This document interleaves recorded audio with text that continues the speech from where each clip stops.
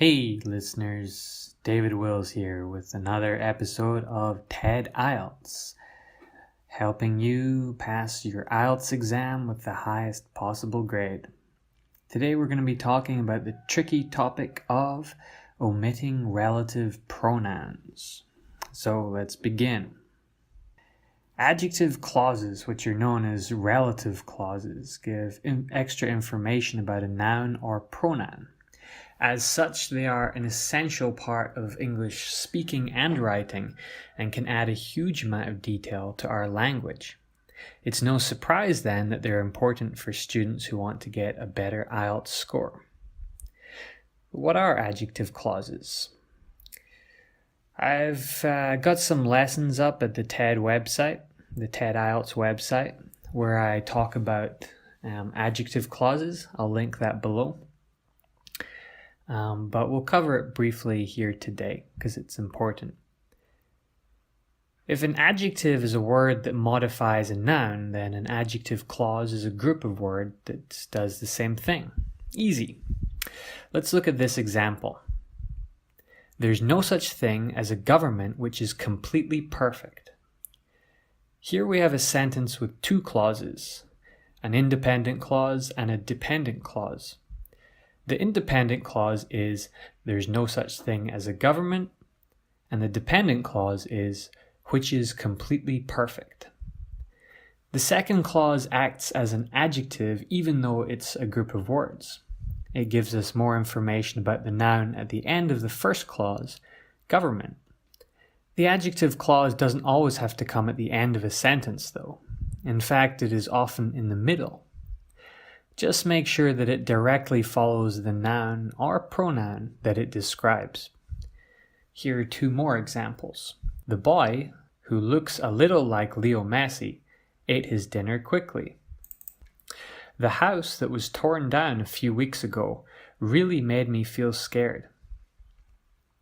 So why do some people say relative clause?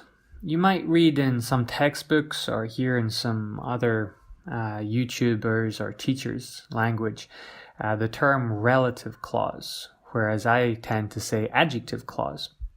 I prefer adjective clause because it helps students to better understand the purpose of the clause as well as how to use it, i.e. its function as an adjective. In the examples we just looked at, you can see a certain type of word at the beginning of each clause, which, who, that.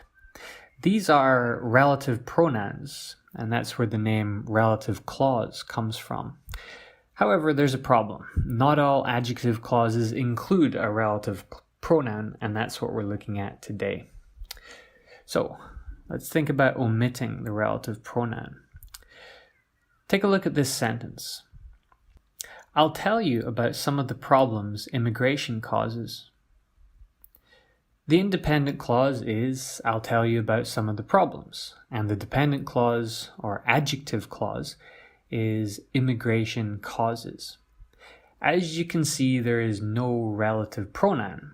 This is one reason I don't like the term relative clause. So what's happened? Well, let's look at another way of writing the same sentence. I'll tell you about some of the problems that immigration causes.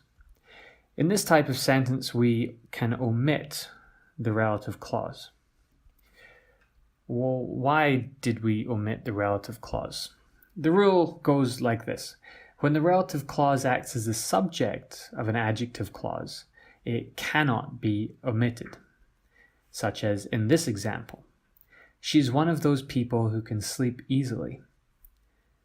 When the relative pronoun acts as the object of an adjective clause, it can be omitted, such as in this example. She's one of those people whom you can trust, or she's one of those people you can trust. In the first example, who is the subject of the clause and can sleep is the verb. In the second example, whom is the object and you is the subject, with can trust as the verb. If you're finding this a little difficult, try looking for the verb in a clause and then ask who or what is doing the verb. That will be the subject. If there's a relative pronoun prior to the subject, it's the object and can be deleted or omitted. Here are two more examples. There's an amazing new movie which you really ought to see. Or, there's an amazing new movie you really ought to see. In this case, you is the subject, and therefore we can delete which, as it's the object. I ran into a girl who knew you in college. In this case, the verb knew is being done by the relative pronoun, which is the subject, and therefore we cannot omit it. I hope this episode has been helpful for you and you're able to incorporate relative pronouns or to remove them rather from your speaking and writing more effectively, which will help you to get a much better IELTS band score. All right, I've been David Wills. This has been TED-IELTS, and I'll see you next weekend for another episode.